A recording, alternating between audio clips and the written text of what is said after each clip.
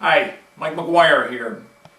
It seems that all levels of government, taxpayers are demanding a higher level of accountability. And this is certainly happening at the local level as well. Elected officials are trying to respond to this demand for accountability by trying to address it. So I'm sure you, as a leader in the police community, as a leader in your police agency, you're often called upon to demonstrate that your agency is being accountable with the taxpayer dollars. And as you know, the biggest portion of your budget is your personnel costs.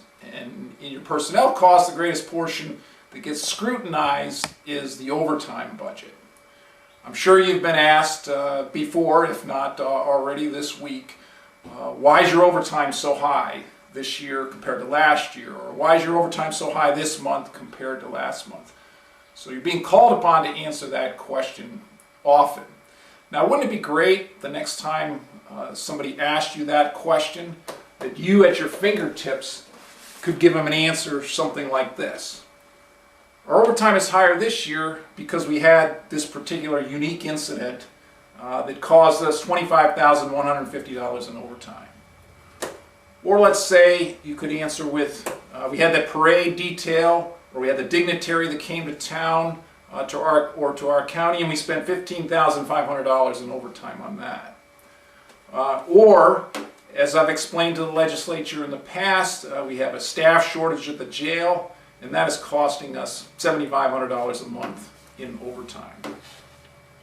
Even better, how about if you could say, we spent $18,200 in overtime on traffic enforcement, but that was covered in full by a state grant. This would be great information for you to have available the next time you met with your elected body or you were called upon to answer that question. Let me ask you this also. If you had a tool that would allow your supervisory staff to more effectively, proactively manage the overtime, do you think you could cut down your overtime by even 5 to 10%? As an example, let's say you had a training. You schedule it on one day and it's going to cost you X number of dollars in overtime. By simply moving it out a week or a couple of days, you had a much lower cost on your overtime, or some other activity that you have some flexibility in terms of when that's scheduled. Here in New York, we represent POS, the Police Officer Scheduling System.